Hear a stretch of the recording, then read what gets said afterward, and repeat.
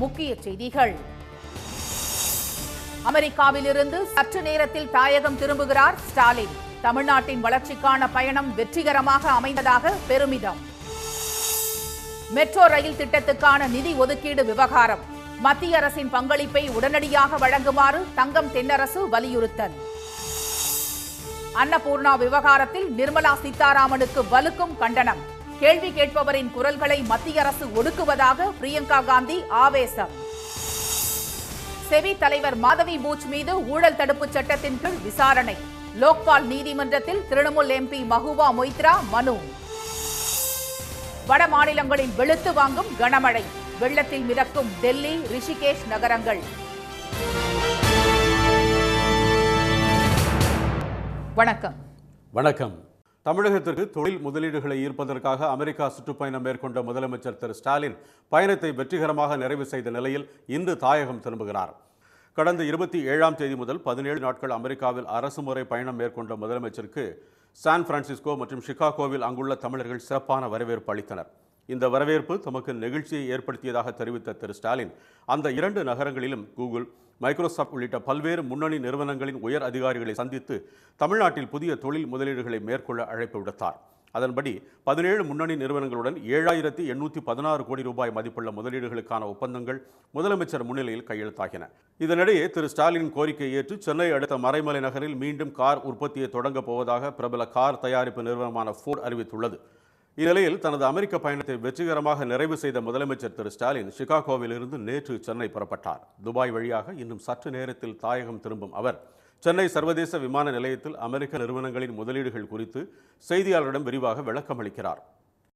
சென்னை 2வது metro rail திட்டத்திற்கு தமிழக அரசு இதுவரை 18,564 கோடி ரூபாய் செலவழித்திருப்பதாக தெரிவித்துள்ள தமிழக நிதியமைச்சர் திரு தங்கம் தென்னரசு, மத்திய அரசு ஏற்கனவே ஒப்புக்கொண்டபடி தனது நிதி பங்களிப்பினை வழங்கிட வேண்டும் என்று வலியுறுத்தியுள்ளார்.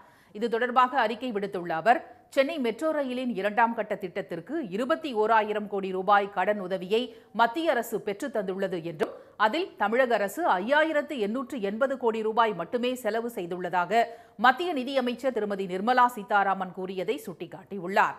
இந்தியாவிலேயே மிகப்பெரிய திட்டமாக 3 வழித்தடங்களுடன் 119 கிலோமீட்டர் நீளத்திலான மெட்ரோ ரயில் திட்டம் குறித்த ஒரு விரிவான திட்ட அறிக்கையை மாநில மற்றும் மத்திய அரசின் 50க்கு 50 என்ற சம பங்களிப்பு அடிப்படையில் செயல்படுத்த பரிந்துரை செய்யப்பட்டதாக திரு தங்கம் தென்னரசு தெரிவித்துள்ளார்.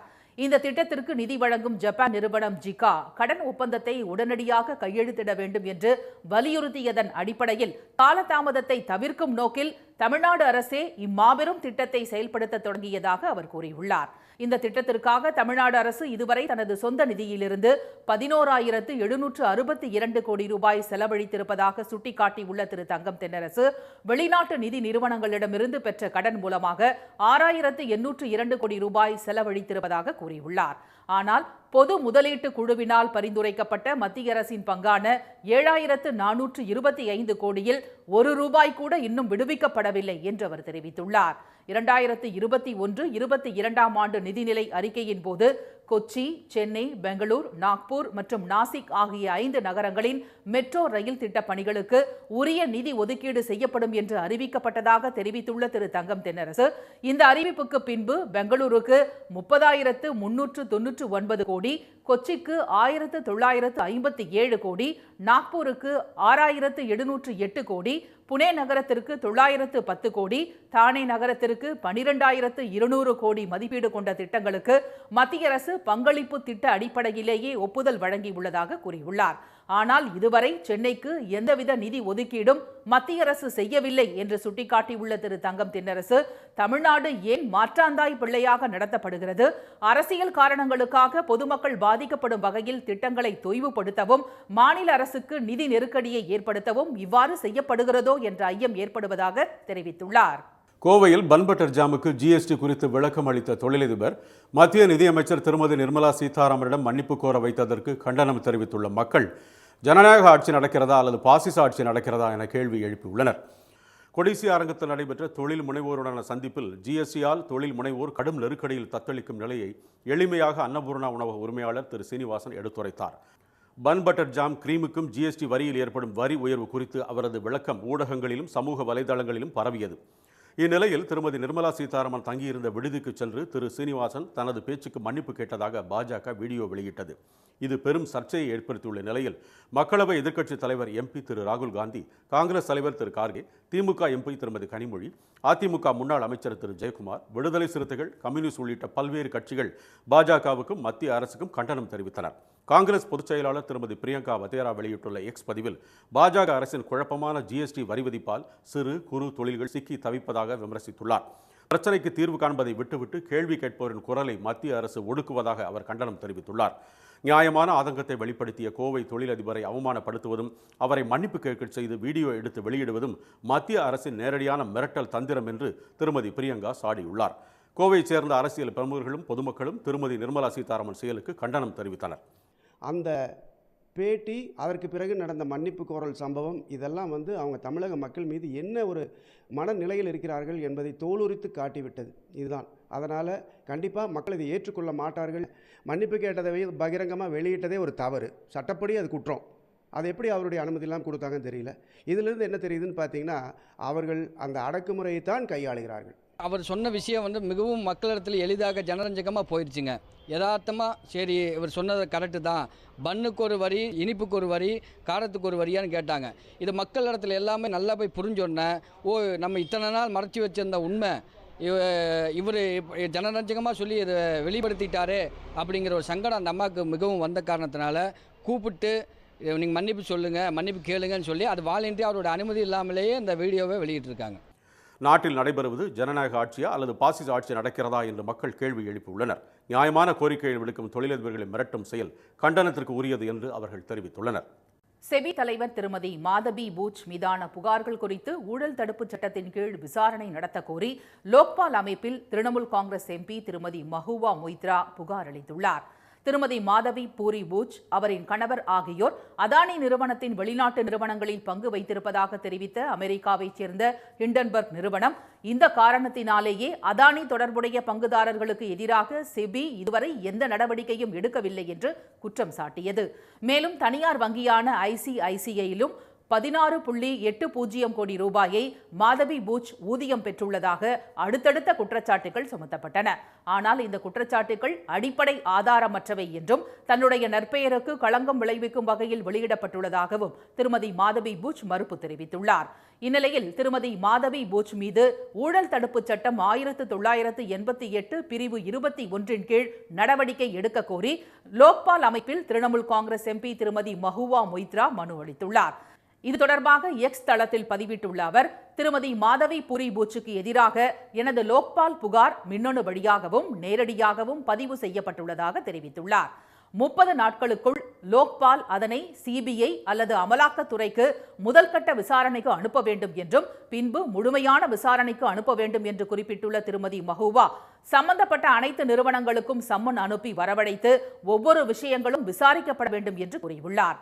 இந்த விவகாரத்தில் தேசத்தின் நலனும் 10 கோடிக்கும் மேற்பட்ட முதலீட்டாளர்களின் நலன்களும் சம்பந்தப்பட்டுள்ளதால் இதுகுறித்து விசாரிக்கப்பட வேண்டியது அவசியம் என்று அவர் கூறியுள்ளார்.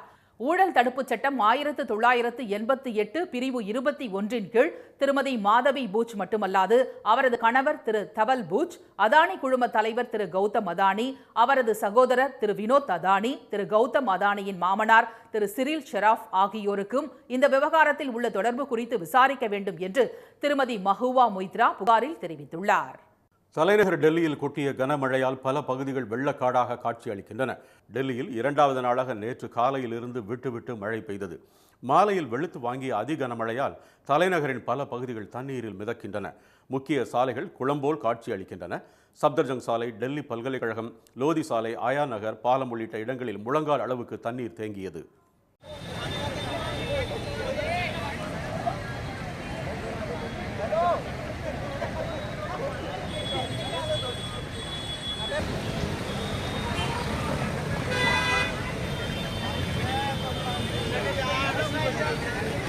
இந்த திடீர் கனமழையால் அலுவலகம் விட்டு வீடு திரும்பிய மக்கள் கடும் சிரமத்திற்கு ஆளாகினர். சாலைகளில் மழைநீர் தேங்கி நின்றதால் பல வாகனங்கள் பழுதாகி தள்ளி கொண்டு செல்லும் நிலை ஏற்பட்டது. சானிக் ஃபார்ம்ஸ் பகுதியில் மழை நீருடன் கழிவுநீரும் சாலையில் ஆறாக ஓடியது. சாக்கெட் மெட்ரோ நிலையம் குளம் போல் மாறியது. அங்கு நிறுத்தப்பட்டிருந்த 2 சக்கர வாகனங்கள் நீரில் மூழ்கின.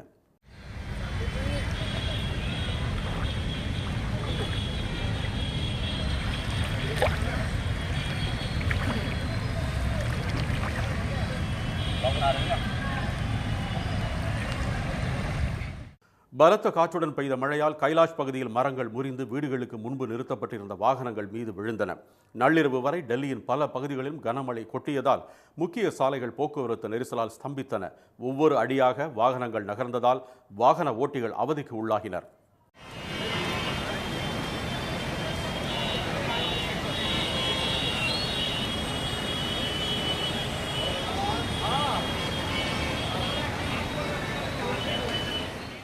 கடந்த 24 மணி நேரத்தில் சப்தர்ஜங்கில் 29.6 மில்லிமீட்டர் மழையும், ரிட்ஜ் நிலையத்தில் 69.4 மில்லிமீட்டர் மழையும், டெல்லி பல்கலைக்கழகத்தில் 56.5 மில்லிமீட்டர் மழையும், லோதி சாலையில் 28.2 மில்லிமீட்டர் மழையும், ஆயா நகரில் 19.5 மில்லிமீட்டர் மழையும், பாலத்தில் 18 மில்லிமீட்டர் மழையும் பதிவாகியுள்ளது.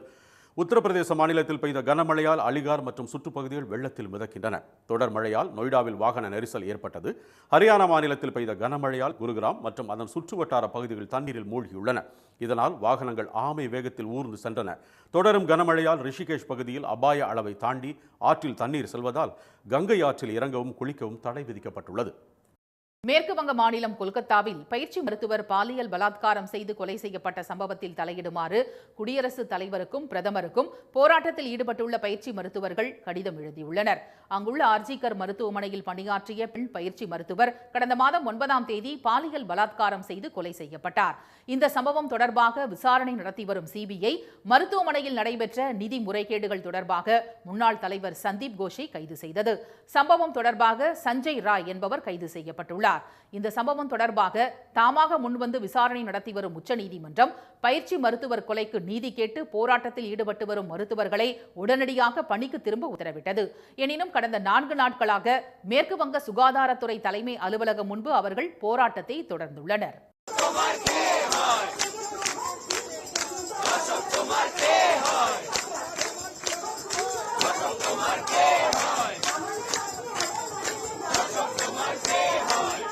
போராட்டத்தில் ஈடுபட்டுள்ள மருத்துவர்களுக்கு உணவு, குடிநீர் உள்ளிட்டவற்றை வழங்கி பொதுமக்கள், வணிகர்கள் உள்ளிட்டோர் ஆதரவு தெரிவித்துள்ளனர். பிரச்சினைக்கு தீர்வு காண பேச்சுவார்த்தை நடத்த மருத்துவர்களுக்கு மேற்கு வங்க அரசு அழைப்பு விடுத்தது. முதலமைச்சர் செல்வி மம்தா பானர்ஜியுடன் நேற்று மாலை பேச்சுவார்த்தை நடத்த இருந்த நிலையில் அதனை மருத்துவர்கள் திடீரென புறக்கணித்தனர். இந்நிலையில் மேற்கு வங்க பயிற்சி மருத்துவர்கள் முன்னணி என்ற சங்கத்தின் சார்பில் குடியரசுத் தலைவர் திருமதி திரௌபதி முர்மு மற்றும் பிரதமர் திரு மோடி ஆகியோருக்கு எழுதியுள்ள 4 பக்கங்கள் கொண்ட கடிதத்தில் ஆர்ஜிகர் அரசு மருத்துவக் கல்லூரி மருத்துவமனையின் பயிற்சி மருத்துவர் மிகவும் இழிவான முறையில் பாலியல் வன்கொடுமை செய்யப்பட்டு கொல்லப்பட்ட விவகாரத்தில் நீதி வழங்கப்பட வேண்டும் என்று கேட்டுக் கொண்டுள்ளனர். அப்போதுதான் மேற்கு வங்க சுகாதாரத்துறையின் கீழ் பணியாற்றும் சுகாதார பணியாளர்களாகிய தாங்கள் அச்சமின்றி பொதுமக்களுக்கு கடமைகளை ஆற்ற முடியும் என்று அவர்கள் கூறியுள்ளனர். இந்த கடினமான காலத்தில் குடியரசுத் தலைவர் மற்றும் பிரதமரின் தலையீடு மருத்துவர்கள் அனைவருக்கும் கலங்கரை விளக்கமாக செயல்படும், எங்களை சுற்றியுள்ள இருளில் இருந்து வெளியேற்றுவதற்கான வழியை காட்டும் என்று கடிதத்தில் மருத்துவர்கள் தெரிவித்துள்ளனர். தமிழ்நாட்டில் கல்லூரிகளில் பாரம்பரிய உடை அணிந்து மாணவ மாணவிகள் ஓணம் பண்டிகையை ஆட்டம் பாட்டத்துடன் கொண்டாடினர். ஓணம் பண்டிகை நாளை கொண்டாடப்பட உள்ளது. கேரளாவில் மட்டுமின்றி மலையாள மக்கள் வசிக்கும் பகுதிகளிலும் வெகு விமர்சையாக கொண்டாடப்பட்டு வருகிறது. வீடுகளில் நாள்தோறும் பூக்கோலம் போடுவது, விளக்கேற்றி வழிபடுவது போன்ற பாரம்பரிய வழக்கங்களை கடைபிடிக்கப்படுகின்றன. வயநாடு நிலச்சரிவு காரணமாக கேரளாவில் ஓணம் கொண்டாட்டங்கள் களை இழந்தாலும் தமிழகத்தில் குறிப்பாக கல்லூரிகளில் விமர்சையாக நேற்று கொண்டாடப்பட்டது. திருப்பூரில் உள்ள தனியார் கல்லூரியில் ஓணம் புடவை அணிந்து வந்த மாணவிகள் கல்லூரி முன்பு அத்தப்பூ கோலமிட்டனர். பின்னர் செண்டை மேளம் முழங்க உற்சாகமாக நடனமாடினர்.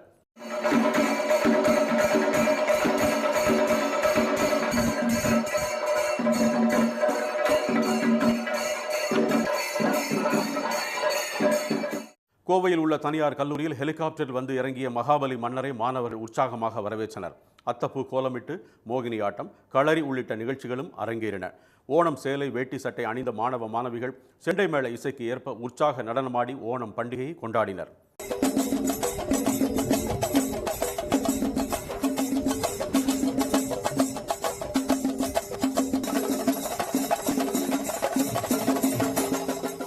கன்னியாகுமரி மாவட்டம் திருவட்டாறில் அத்தப்பூ கோலமிட்டு பாரம்பரிய உடைகளை அணிந்து மகாபலி மன்னரை அப்பகுதி மக்கள் வரவேற்றனர். கேரள பாரம்பரிய சிங்காரி மேள வாத்தியங்களுடன் மகாபலி மன்னன் வரவேற்ற அவர்கள் பாடல்களை பாடி நடனமாடினர். நாமக்கல் மாவட்டம் திருச்செங்கோட்டில் உள்ள கலை கல்லூரியில் செண்டை மேளங்கள் முழங்க பூக்களை தூவி மாணவ மாணவிகள் ஓணம் கொண்டாட்டத்தில் ஈடுபட்டனர்.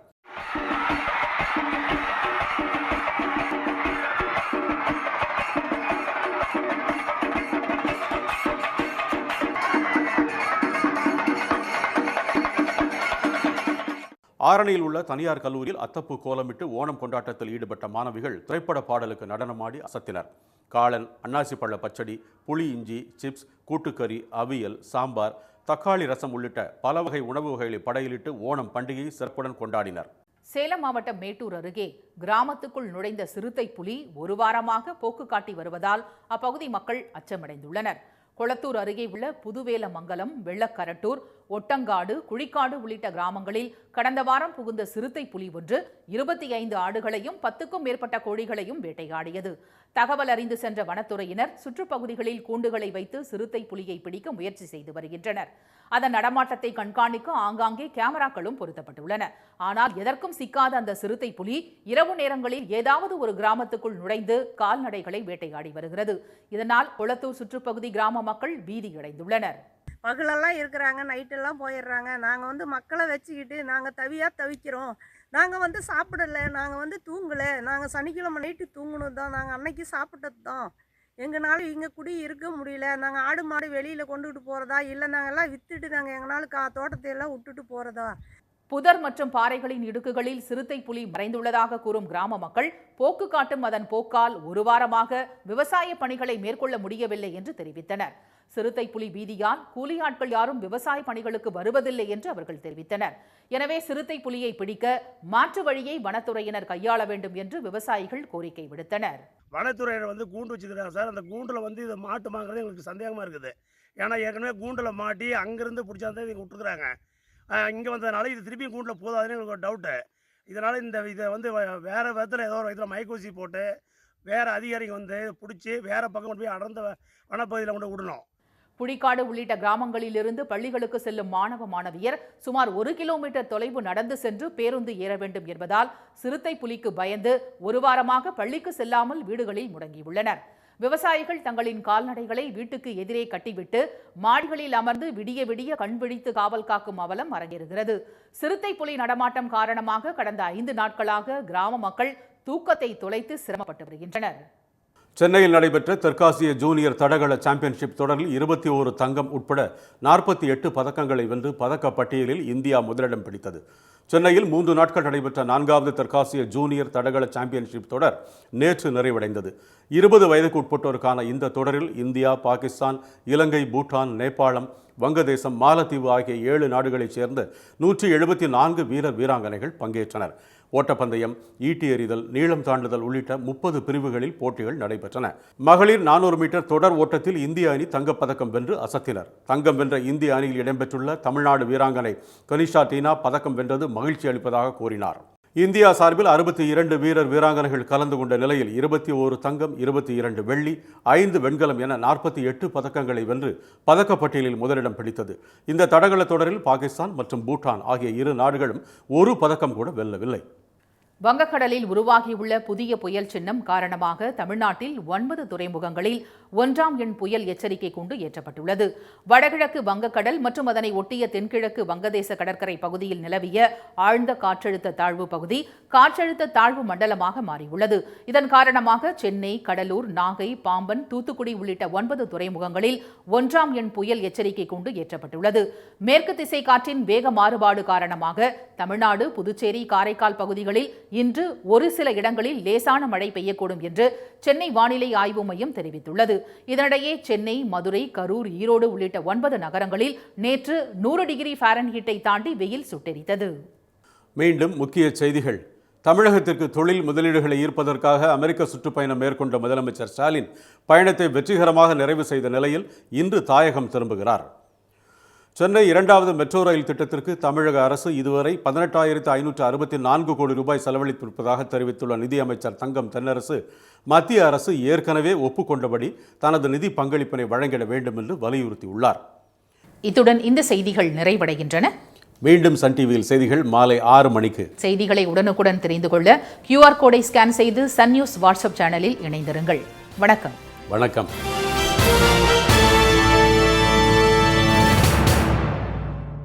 உடனுக்குடன் செய்திகளை தெரிந்து கொள்ள சன் நியூஸ் பெல் ஐகானை கிளிக் பண்ணுங்க.